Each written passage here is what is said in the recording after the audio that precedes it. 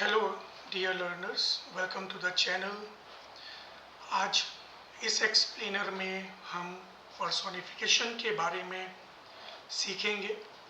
जो लोग UGC net, TGT, PGT, assistant professor, bank, railway, SSC या अदर कॉम्पिटिटिव एग्ज़ाम्स को देते हैं, उन्हें पता हुआ कि आजकल जो क्वेश्चन के पैटर्न हैं वो बदल चुके हैं।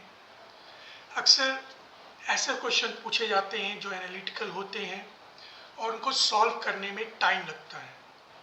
तो अगर आप पर्सोनिफिकेशन पे जो क्वेश्चन आते हैं एग्ज़ाम में उसको with in a second solve करना चाहते हैं तो इस वीडियो को अंत तक ज़रूर देखिएगा। जैसा कि आप देख पा रहे हैं, ये क्वेश्चन है। इस क्वेश्चन में कहा गया है कि पर्सोनिफिकेशन से रिलेटेड उन स्टेटमेंट को सेलेक्ट करिए जो कि सही है। इसमें 5 स्टेटमेंट्स दिए गए हैं, ए, बी, सी, डी एंड ई। इनके ऑप्शंस यहाँ पर हैं। हमें ये सेलेक्ट करना है कि इन 5 स्टेटमेंट्स में कौन से स्टेटमेंट सही है।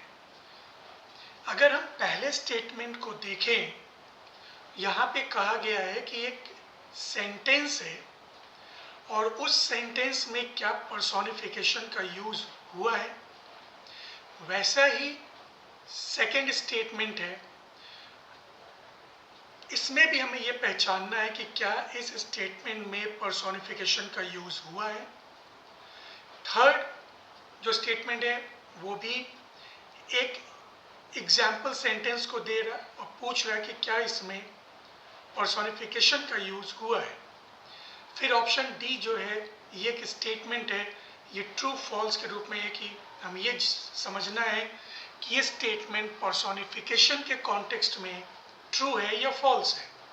Similarly the last statement, right. तो ये 5 स्टेटमेंट हमें एनालिसिस करनी पड़ती है, समझना पड़ता है, फिर इन ऑप्शंस में हमें सेलेक्ट करना पड़ता है। अगर हम देखें तो इस पहले स्टेटमेंट में कहा गया है the angry wind slam the windows shut. यहाँ पे पर्सोनिफिकेशन का यूज हुआ है। The stars winked at the children, इसमें भी पर्सोनिफिकेशन का यूज हुआ है, यानी दोनों स्टेटमेंट सही है। The sun is as bright as gold, इसमें पर्सोनिफिकेशन यूज नहीं हुआ है। ऐसा लग रहा है कि पर्सन को पर्सोनिफाई किया गया, बट एक्चुअली यहाँ पे पर्सोनिफिकेशन का यूज नहीं हुआ है। यहाँ पे सिमिली का यूज मान सकते हैं। लास्ट जो फोर्थ स्टेटमेंट है, personification can be used to make abstract ideas such as hope और time seem like living beings. Yes, ये स्टेटमेंट सही है। लास्ट स्टेटमेंट क्या है, every sentence that contains an animal is an example of personification. नहीं, ये statement गलत है, क्योंकि एवरी सेंटेंस कह रहा, तो हर सेंटेंस में जहाँ पे एनिमल यूज हो, एनिमल्स के नेम यूज हो, वो पर्सोनिफाई नहीं हो सकता, इसलिए स्टेटमेंट ये गलत है। अब जो करेक्ट ऑप्शन है क्या है, जो डी ऑप्शन है वो करेक्ट ऑप्शन है। A, B and D statements are correct और 2 इनकरेक्ट स्टेटमेंट्स हैं, option C and option statement C and statement E, ये इनकरेक्ट ऑप्शंस हैं, राइट। इसका सॉल्यूशन कैसे मिला? इसका सॉल्यूशन पाने के लिए हमें पर्सोनिफिकेशन को समझना पड़ेगा कि पर्सोनिफिकेशन होता क्या है और उसको कैसे पहचानते हैं। हम इस वीडियो में, इस एक्सप्लेनर में पर्सोनिफिकेशन के बारे में पढ़ेंगे। हम ये समझने की कोशिश करेंगे कि पर्सोनिफिकेशन होता क्या है। हम इसके डेफिनेशन की एनालिसिस करेंगे, उसको समझने की कोशिश करेंगे। फिर हम कुछ डेली लाइफ में यूज होने वाले स्टेटमेंट्स की एनालिसिस करेंगे और समझेंगे कैसे हम अपने डेली लाइफ में पर्सोनिफिकेशन का यूज करके स्टेटमेंट्स को इंटरेस्टिंग बनाते हैं। साथ ही कुछ फेमस लिटरेरी एग्जाम्पल्स को भी हम देखेंगे और उसके थ्रू समझने की कोशिश करेंगे कि राइटर पर्सोनिफिकेशन का इस्तेमाल करके क्या करने की कोशिश कर रहा है, साथ ही हम कैसे पर्सोनिफिकेशन को पहचाने कि यहाँ पे पर्सोनिफिकेशन यूज हुआ है। फिर हम ये जानने की कोशिश करेंगे कि आखिर राइटर्स पर्सोनिफिकेशन का यूज करते क्यों हैं, पर्सोनिफिकेशन का यूज करके वो किस गोल को अचीव करते हैं, अगर पर्सोनिफिकेशन यूज ना करें तो क्या इम्पैक्ट पड़ेगा उनके सेंटेंसेस में या एक्सप्रेशन में। फाइनली जो बहुत हेल्पफुल है, हम उन ट्रिक्स को समझेंगे जिसकी सहायता से हम किसी भी दिए गए सेंटेंस में पर्सोनिफिकेशन को इजीली आइडेंटिफाई कर पाएँ, या फ्यूचर में कभी आपको जो एनालिटिकल क्वेश्चंस आते हैं पर्सोनिफिकेशन पे, उसको आप with in a second solve कर पाएँ, उसको हम समझेंगे। तो इसलिए आप हमारे साथ अंत तक बने रहें और इस वीडियो के थ्रू समझने की कोशिश करें आखिर पर्सोनिफिकेशन होता क्या है और उसको हम कैसे पहचानें। ये जो हाई स्कूल के स्टूडेंट्स हैं या इंटर के स्टूडेंट्स हैं जो ग्रामर को पढ़ रहे हैं, सीख रहे हैं, फिगर स्पीचेस को सीख रहे हैं, उनके लिए भी ये वीडियो बहुत हेल्पफुल है। उनको कभी भी फ्यूचर में कन्फ्यूज़न नहीं होगा कि पर्सोनिफिकेशन क्या है और उसको कैसे हम पहचान सकते हैं। That's the most important part of this explainer, right.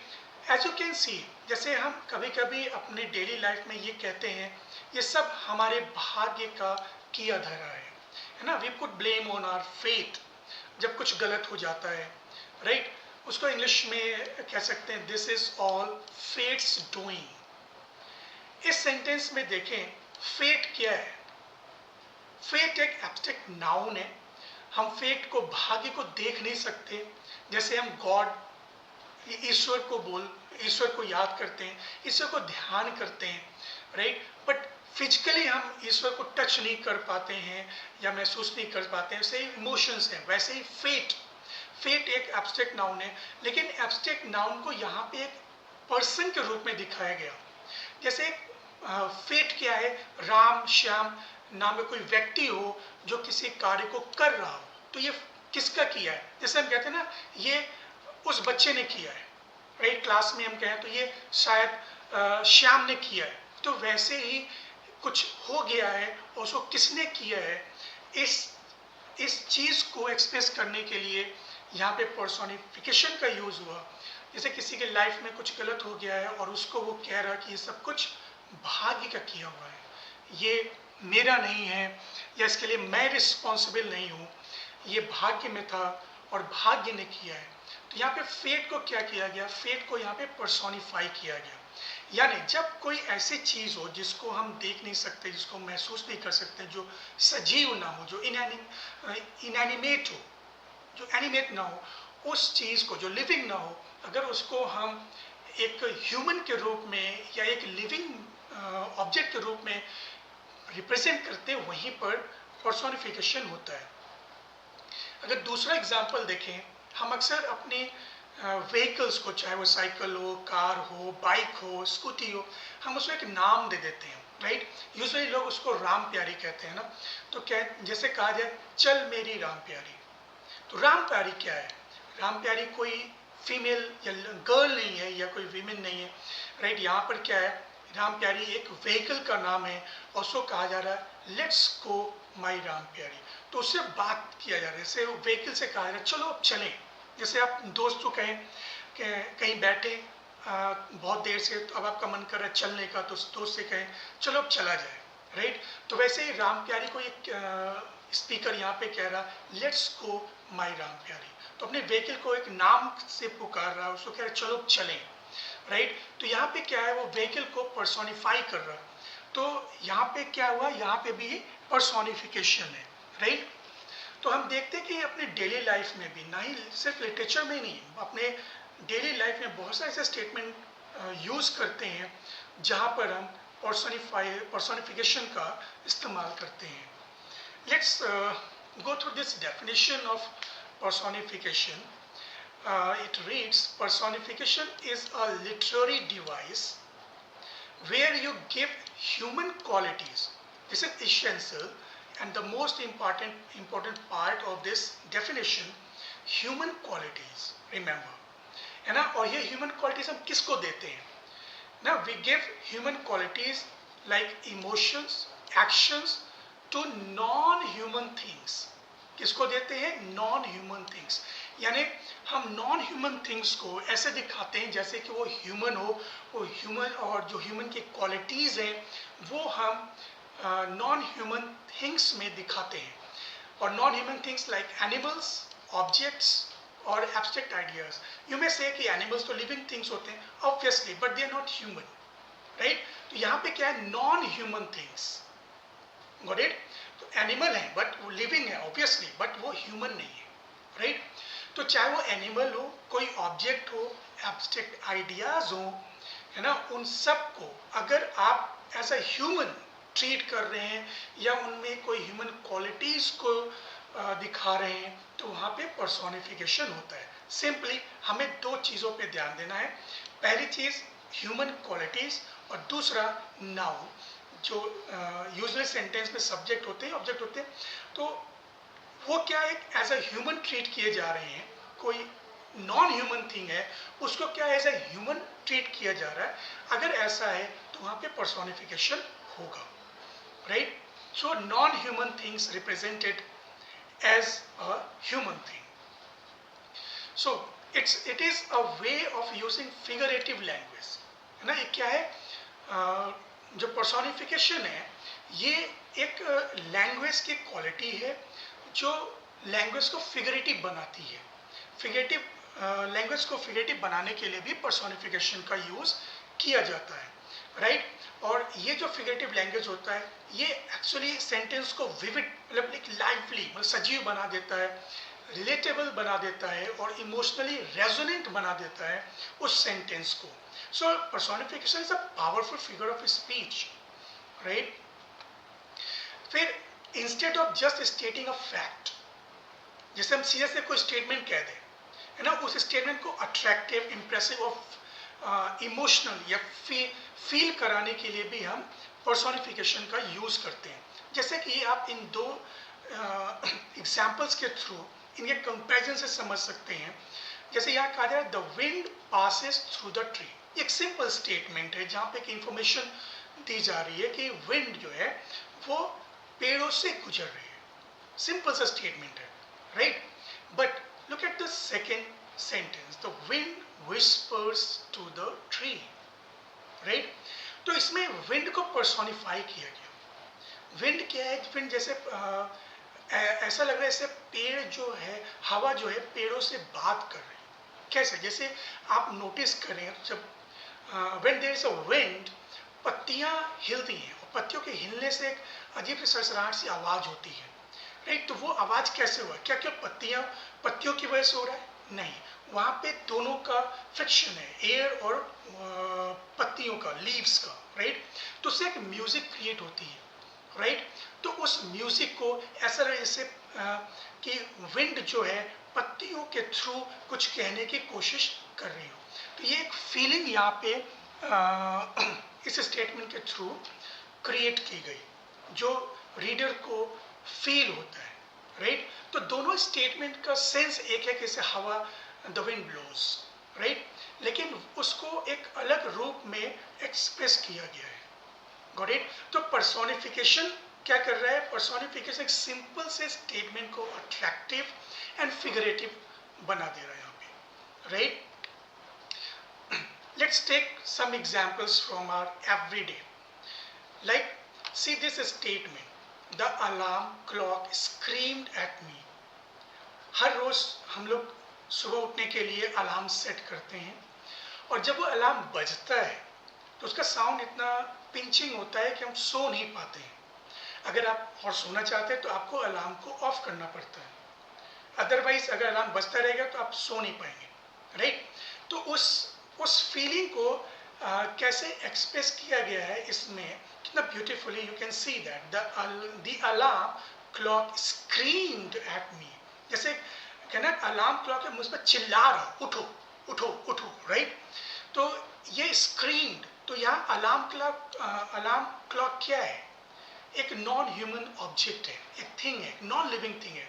उसको वो चिल्ला नहीं सकता। स्क्रीमिंग क्या है, इट्स अ ह्यूमन क्वालिटी। तो ह्यूमन क्वालिटी किसको दिया गया? एक मशीन को दिया गया। तो यहाँ पे क्या है? पर्सोनिफिकेशन है, right? The camera loves this statement denotes कि जैसे बहुत सारे लोग होते हैं जिनके पिक्चर कैसे भी खींच क्लिक की जाए उनके पिक्चर बहुत अच्छी आती है, सुंदर आती है, राइट? तो उस फीलिंग को ये सेंटेंस सिंपली एक्सप्रेस कर रहा है कि द कैमरा लव्स।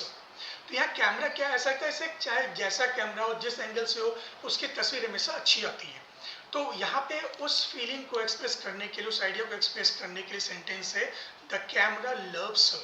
तो कैमरा क्या एक मशीन है, and machine can't love a human, right? Love क्या है? ह्यूमन फीलिंग है। तो ह्यूमन फीलिंग को किसको दिया गया? कैमरे को दिया गया। तो कैमरे को क्या क्या है? यहाँ पे नॉन ह्यूमन को एज अ ह्यूमन ट्रीट किया जा रहा है। The camera loves. So again you have personification here. Then opportunity is knocking at the door, and in the third image you can see. तो अपॉर्चुनिटी क्या है? Opportunity जैसे बहुत सारे एस्पिरेंट्स होते हैं जो ये सोचते हैं कि हम इस फॉर्म को फिल करें या ना करें। अरे क्यों नहीं फिल करें? ये तो एक अपॉर्चुनिटी है, राइट? तो एक अपॉर्चुनिटी है, हो सकता है आपका इसमें सिलेक्शन होना, लेकिन अगर आप फॉर्म भरेंगे नहीं, एग्जाम देंगे नहीं, तो सिलेक्शन होगा नहीं, राइट? ये तो आप तब सोचो ना जब आपका सिलेक्शन हो जाए तो आप ये जॉब करो या ना करो, ये डिसीजन तब आपके हाथ में है। आपने फॉर्म भरा ही नहीं तो आपके पास कहाँ से वो डिसीजन मेकिंग की पोजीशन है कि फॉर्म ये फिल करें या ना करें, राइट? You should. तो दैट्स अपॉर्चुनिटी, ये एक अपॉर्चुनिटी है, आप उसको अवेल कर रहे हैं या नहीं कर रहे हैं, राइट? तो opportunity is knocking at your door. तो आप उसको पिक कर रहे हैं नहीं कर रहे, that's up to you, right? तो ये अपॉर्चुनिटी क्या है? Again an abstract idea. ये नॉकिंग, नॉकिंग क्या है? Someone knocks at your door, right? तो वो नॉकिंग एक एक्शन है, जो ह्यूमन एक्शन है, वो किसको एक्टिवेट किया जा रहा है यहाँ पे? अपॉर्चुनिटी को, राइट? जो एक नॉन ह्यूमन थिंग है, राइट? तो again you see the use of personification in this example, right? If you like this video, अगर आपको ये एक्सप्लेनर पसंद आ रहा हो तो हमारे चैनल को इस वीडियो को एक गिव अ लाइक, और अगर आप इस चैनल को अब तक सब्सक्राइब नहीं किए हैं तो please subscribe our channel so that you may get related videos, or press and don't forget to press the bell icon so that you may get notification, you never miss an update.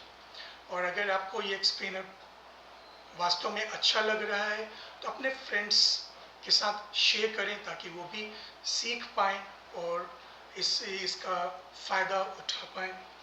अगर हमारे इस video में कुछ कमी आपको लग रही हो, एक्सप्लेनर में कुछ चीज़ें मिस हो रही हों, तो उसके बारे में हमारे कमेंट्स बॉक्स में शेयर करें, और जो चीज़ आपको इस वीडियो में पसंद आ रही हो उसको भी हमारे कमेंट बॉक्स में ज़रूर शेयर करें। साथ ही अगर आप ऐसे एक्सप्लेनर और चाहते हो किसी अन्य टॉपिक पे तो उसको भी आप हमारे कमेंट बॉक्स में ज़रूर शेयर करें। Now let's analyse some examples from literature. ये जो एग्जाम्पल्स लिया गया है विलियम वर्ड्सवर्थ की बहुत ही famous poem I wander lonely as a cloud, जो कि डैफोडिल्स के नाम से भी जानी जाती है, उससे लिया गया है।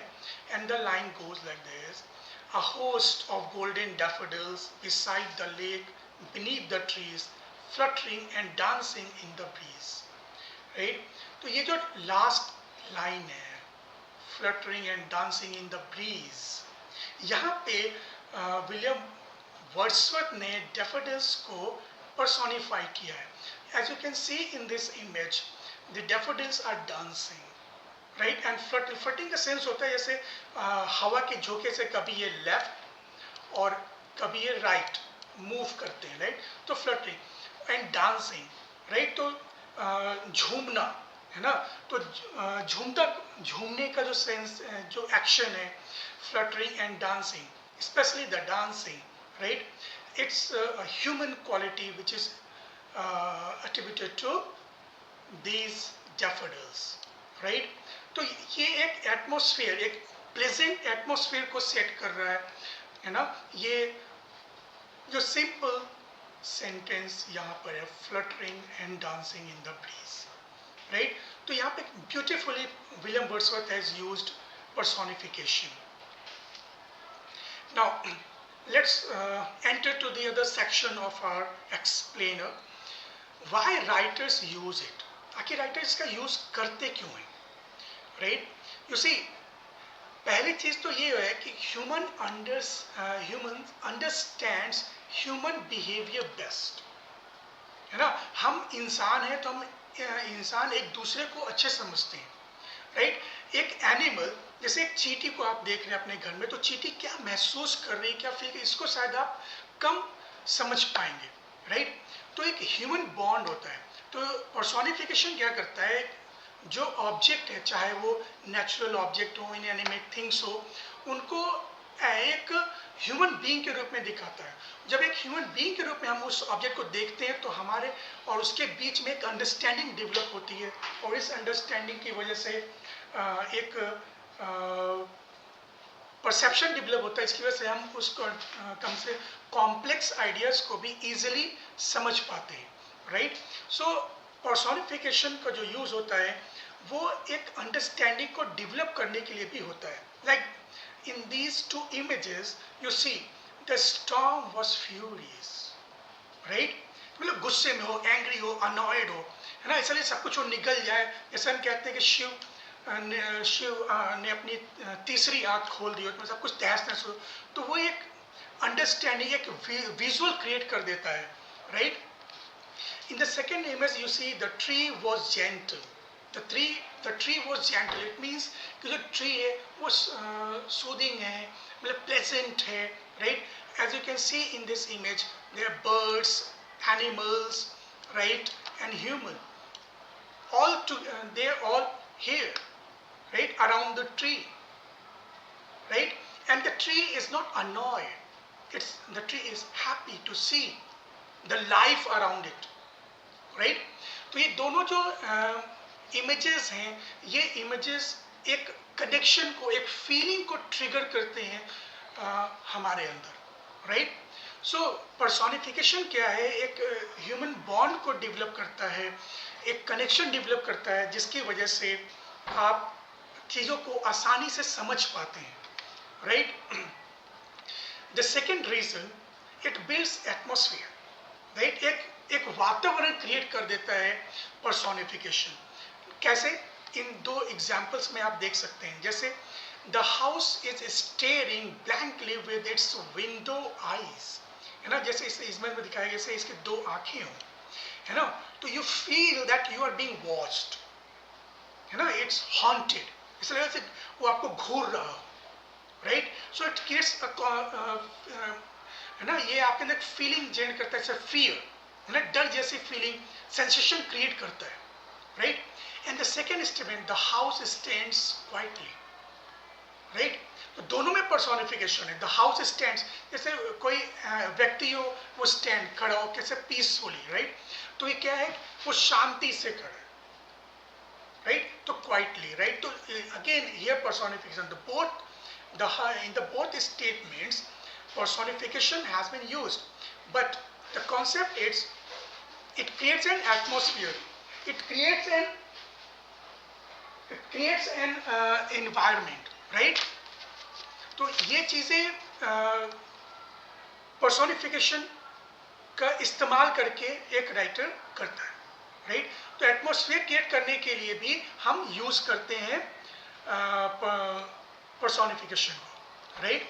The third simplifies complex idea। जैसे हमने आपको फर्स्ट एग्जांपल का, जब ह्यूमन बॉन्ड डेवलप होता है, ह्यूमन अंडरस्टैंडिंग डेवलप होती है, तो वो अंडरस्टैंडिंग किसी भी कॉम्प्लेक्स चीज को समझने में हमारी मदद करती है, राइट। तो यहाँ इस एग्जांपल में आप देखें, जैसे hope, don't give up, right. Hope क्या है, यहाँ पे पर्सोनिफाइड किया गया। होप इस बच्चे के कान में कह रही हो, जैसे डोंट गिव अप, है ना, hope whispered don't give up, right. तो यहाँ पे क्या है, एक आइडिया है ना, जैसे ये बच्चा पढ़ते पढ़ते थक गया है, अब थक गया तो उसको मान लीजिए कल एग्जाम है या टेस्ट है, राइट। तो अब ये सोच रहा है कि अब आप बहुत ज़्यादा पढ़ लिया, पढ़ने की जरूरत नहीं है। फिर यहाँ पे होप उससे कहा नहीं, अभी नहीं, राइट, अभी तुम्हें और पढ़ना है, don't give up, right, try hard. वैसे जो अगला स्टेटमेंट है, fear crept silently into the room, right? You can see in this image, fear क्या है, personify किया है। fear एक feeling है ना, नॉन ह्यूमन थिंग है, राइट, इनएनिमेट थिंग है। उसको क्या कैसे कुछ धीमे से रेंगते हुए साइलेंटली आपके कमरे में एंटर कर जाए, राइट।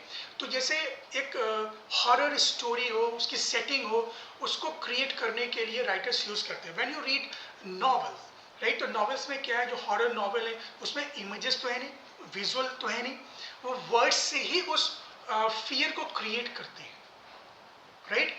तो वहां पे पर्सोनिफिकेशन का पावरफुल यूज होता है, गॉट इट। तो आप देख सकते हैं कैसे पर्सोनिफिकेशन का यूज करके राइटर्स अंडरस्टैंडिंग को डेवलप करते हैं, कॉम्प्लेक्स आइडियाज को सिंप्लीफाई करते हैं, राइट, एटमॉस्फेयर को क्रिएट करते हैं। Now we enter to the final section of our explainer, और जो हमने आपको शुरू में कहा था कि अंत में हम आपको बताएंगे कुछ ऐसे ट्रिक्स के बारे में जो आपको हेल्प करेंगे आपके एग्जाम में किसी भी लाइन में पर्सोनिफिकेशन को पहचानने में, साथ ही साथ अगर एनालिटिकल क्वेश्चंस हैं तो उसको भी सॉल्व करने में आपको मदद मिलेगी। तो किसी भी लाइन में अगर आप ये पहचानना चाहते हैं कि उसमें पर्सोनिफिकेशन यूज हुआ है कि नहीं हुआ, तो सबसे पहले जो काम आपको करना है, आपको फोकस करना है सब्जेक्ट पे। सेंटेंस का सब्जेक्ट क्या है, सबसे पहले उसको देखिए। और जब सब्जेक्ट को आप पहचान गए तो आप देखिए कि क्या वो सब्जेक्ट इनएनिमेट ऑब्जेक्ट है या वो फोर्स ऑफ नेचर है, जैसे विंड, सी, जो हम लोगों ने अभी एग्जांपल्स में देखा।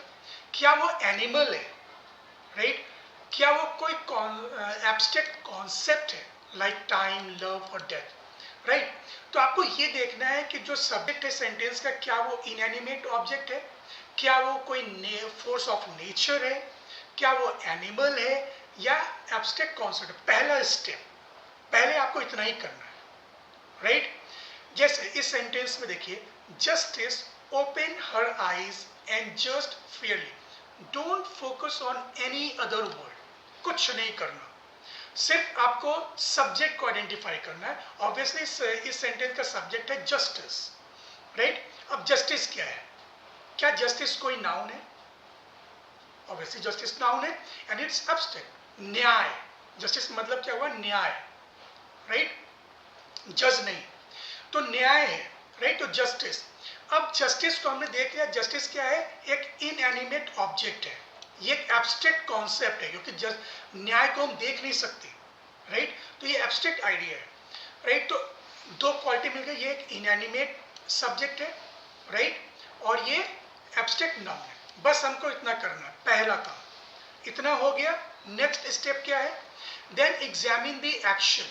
वो जो नाउन है, इनएनिमेट ऑब्जेक्ट सब्जेक्ट है, उसका एक्शन क्या है, सिर्फ एक इंफॉर्मेशन है या वो एक ह्यूमन के रूप में एक्ट कर रहा है ना।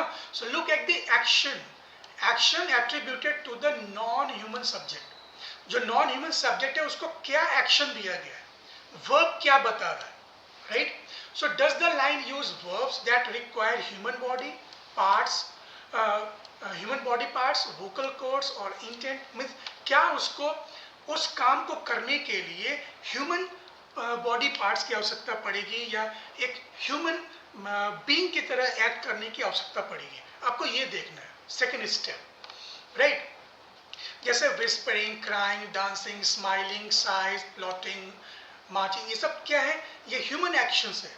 तो जो इनएनिमेट या नॉन ह्यूमन सब्जेक्ट है, क्या उसको जो एक्शन असाइंड है उस एक्शन को एक ह्यूमन करता है, राइट, ये चीज आपको नोटिस करना है। जैसे जस्टिस ओपन हर आईज, तो जस्टिस क्या है, न्याय, और न्याय कोई ओपन हर आईज, तो क्या है, एक बॉडी पार्ट मिल गया अब आपको।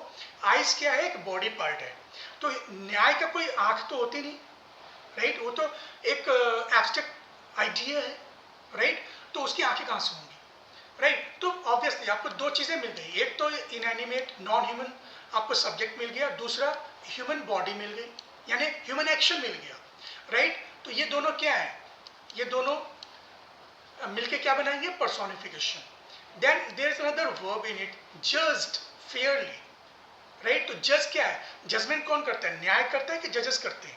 जजेस करते हैं, तो जस्टिस तो करेगी नहीं न्याय। तो यहाँ पे क्या है? जजेस जज्ड, ये अंदर वर्ब है, और ये वर्ब भी क्या है? एक नॉन ह्यूमन सब्जेक्ट से के द्वारा किया जा रहा है। So again personification. So both for this one and for this one you have justice. So what do you have here? Personification, right? Then the third thing, दो में ही काम हो जाएगा आपका। पर्सोनिफिकेशन आप इजिली पहचान लेंगे। पहला स्टेप, नॉन ह्यूमन सब्जेक्ट आपको आइडेंटिफाई करना है, फिर देखना है कि नॉन ह्यूमन सब्जेक्ट को क्या ह्यूमन एक्शन असाइन हुआ है। अगर ऐसा होता है तो पर्सोनिफिकेशन होगा, right? There is no doubt. आंख बंद करके आप पर्सोनिफिकेशन सेट कर सकते हैं। देन और कंफर्म करने के लिए देखें, चेक फॉर ह्यूमन इमोशंस और मूड्स। कभी कभी क्या होता है, एक्शन नहीं, मूड्स होता है, जैसे वीक, क्राई, राइट? वो भी होता है, और उसको एडजेक्टिव के रूप में भी यूज करते हैं। एक्शन ना होकर वहां पे क्या है, नाउन को, जैसे हम लोग हिंदी में कहते हैं चंदा मामा। तो मामा, मामा क्या है? हमें रिलेशन है, और ऑब्जेक्ट्स में रिलेशन, मामा, नाना, अंकल, आंटी, ये तो होता नहीं, राइट? तो चंदा मामा आपने कहा, तो चंदा क्या किया? चांद को आपने पर्सोनिफाई कर दिया, राइट? तो इसे जेलस मून, अ stubborn engine, melancholy wave, cruel winter।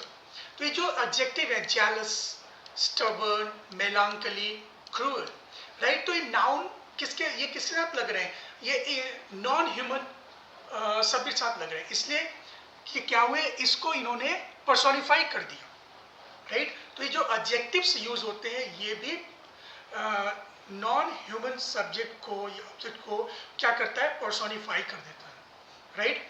तो थर्ड जो ट्रिक है, look for adjectives which are assigned emotions, right? Emotion or moods, adjective which expresses emotion and moods, right? Which describe non-human subject, right?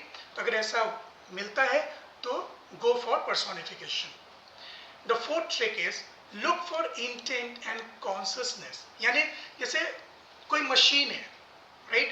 जैसे car है, car सोच नहीं सकती ना, car can't think, car can't make decisions. Of course we have AIs nowadays, बहुत सारी machinery आ गए, बहुत सारे टेक्निक आ गए, है ना, सेंसर्स लग गए, लेकिन जैसे कोई चीज़ है, मशीन वो अपने आप नहीं कर सकती, राइट? तो उस चीज़ में क्या है, जब कॉन्शियसनेस, जैसे सोचने की शक्ति आ जाए, राइट? तो वहाँ पे क्या है, वहाँ पर भी पर्सोनिफिकेशन होता है। जैसे थिंकिंग है, फीलिंग है, प्लानिंग है, एक्टिंग है, right, with intent, right, then you have personification there। जैसे इस एग्जाम्पल में कहा गया, the fire swallowed the entire forest, right? Fire क्या है? आग है, आग जब जंगल में तो फैलती है। अगर हम स्प्रेड ना कह के उसको swallowed कह रहे, तो मतलब ऐसे कुछ वो कोई भूखा इंसान हो और उसको भूख लगी हो और उसने पूरा जंगल खा लिया हो, तो भूख क्या है? भूख महसूस किया उस व्यक्ति ने, मतलब फायर ने, और पूरे जंगल को खा लिया, राइट? तो एक कॉन्शियसनेस, जहाँ पे आप सोच सकते हो, जो महसूस कर सकते हो, ऐसी क्वालिटीज भी अगर इनएनिमेट थिंग को या नॉन ह्यूमन ऑब्जेक्ट्स को, सब्जेक्ट को दिया जा रहा हो, तो भी वहाँ पर पर्सोनिफिकेशन होगा, right? The final, sometimes in allegory concept is used as a person, इसलिए वहाँ पे वो प्रॉपर नाउन के रूप में यूज होता है, इसलिए वहाँ पे कैपिटलाइज हो जाता है। जैसे फियर, सॉरो, टाइम, देख रहे हैं यहाँ पे जो लेटर्स हैं वो कैपिटलाइज हो गए, है ना, कैपिटल लेटर्स यूज हो रहा है।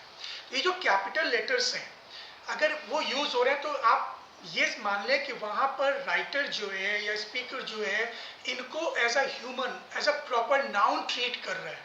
और जैसे शैली की पोयम में वेस्ट विंड, और to skylark, right, kids, तो सॉरी, तो नाइटिंगेल किड्स की, जैसे वर्ड्स ने डैफोडिल्स किया, राइट? तो यहाँ पे क्या है, वो कैपिटलाइज कभी कभी करते हैं, तो वहाँ पे क्या है, उसको एक प्रॉपर नाउन के रूप में यूज कर रहे हैं, एक पर्सन के रूप में यूज कर रहे हैं, उसको एज अ ह्यूमन ट्रीट कर रहे हैं। तो उन एलिगरीज में भी हम कॉन्सेप्ट्स को, आइडियाज को पर्सोनिफाई करते हैं, राइट। यूजुअली जैसे स्पेंसर्स की है Faerie Queene, right, truth is personified, right, church is personified, right. तो यहाँ क्या है, पर्सोनिफिकेशन है वहाँ पर, जब हम एक एब्स्ट्रैक्ट आइडिया को या कॉन्सेप्ट को पर्सोनिफाई करते हैं। तो एलिगरीज में भी हम देखते हैं पर्सोनिफिकेशन का यूज होता है, राइट। एंड में I give you a formula. इस फॉर्मूला को अगर आप याद रखेंगे तो आपको पर्सोनिफिकेशन को पहचानने में कभी कोई प्रॉब्लम नहीं होगी। जैसे पहला चीज आपको देखना है, non human subject. The first thing you should look for in a sentence, is there any non human subject. अगर नॉन ह्यूमन सब्जेक्ट है, then move to the second step. क्या वो कोई ह्यूमन एक्शन परफॉर्म कर रहा है? अगर हाँ, तो पर्सोनिफिकेशन हो गया। या इमोशन या इंटेंट, मतलब कॉन्शियसनेस, सोचने की शक्ति अगर उसको दी गई है, दिखाई गई है, तो पर्सोनिफिकेशन होगा। पहली जो रिक्वायरमेंट है, नॉन ह्यूमन सब्जेक्ट होना चाहिए। उसके बाद या तो ह्यूमन एक्शन होगा, या तो इमोशन होगा, या तो इंटेंट मतलब कॉन्शियसनेस होगा, राइट। इन तीनों में से कोई एक हो सकता है, दो भी हो सकते हैं, राइट। तो इनके प्रेजेंस, पहला प्रेजेंस होना चाहिए नॉन ह्यूमन सब्जेक्ट का, फिर दूसरा इनमें से किसी एक का प्रेजेंस होना चाहिए, ये मस्ट है। अगर इन तीनों में से किसी एक का प्रेजेंस है और नॉन ह्यूमन सब्जेक्ट भी है, तो you must go with personification. आंख बंद करके श्योर हो जाइए कि यहाँ पे पर्सोनिफिकेशन है, राइट। पर्सोनिफिकेशन को कैसे पहचाने, ये हमने आपको एक्सप्लेन किया। Let's go through some practical.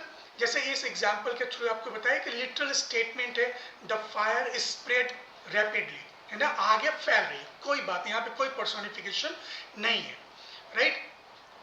यहाँ पे फायर को पर्सोनिफाई किया गया, the fire swallowed the entire town, right.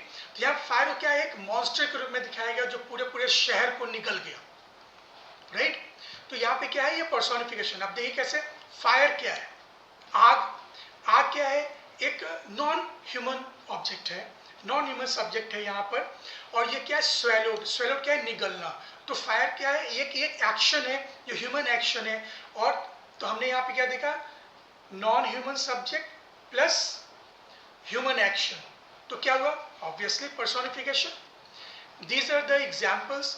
आप इस वीडियो को पॉज करके सॉल्व करें। आई एम श्योर कि आप इसको इजीली सॉल्व कर लेंगे। रिमेंबर, आपको देखना है कि नॉन ह्यूमन सब्जेक्ट है कि नहीं, प्लस ह्यूमन एक्शन या इमोशन या इंटेंट है कि नहीं, राइट। अगर दोनों का प्रेजेंस है तो ऑब्वियसली उस सेंटेंस से पर्सोनिफिकेशन का यूज हुआ है, राइट। पर्सोनिफिकेशन से रिलेटेड एक और डिवाइस है, literary device, that is called anthropomorphism, right. ये शायद कम लोगों ने सुना हो या इसके बारे में आप ना जानते हो। दोनों में सिमिलरिटी है और दोनों में डिफरेंसेस हैं।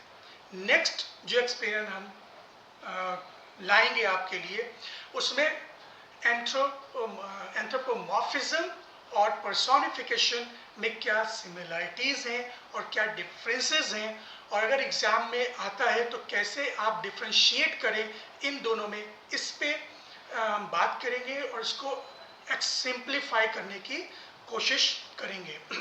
इसके अलावा अगर आप कोई टॉपिक चाहते हो जिस पे हम एक्सप्लेनर बनाएं, तो just drop your ideas, your queries in the comment box. I will try to make the video as soon as possible. So thank you for watching the video till the end. और उम्मीद करता हूँ कि आप के जो queries रही होंगी पर्सोनिफिकेशन से रिलेटेड, वो सब इस एक्सपेरिमेंट में कवर हो चुके होंगे। इसके बावजूद अगर कोई डाउट आपके मन में रह जाता है, कोई क्वेरी आपके मन में रह जाती है, तो कमेंट बॉक्स में शेयर करें, हम उसका आंसर वहाँ करने की कोशिश करेंगे, या नेक्स्ट जो एक्सप्लेनर होगा उसमें उसको बताने की कोशिश करेंगे। Thank you for watching this video.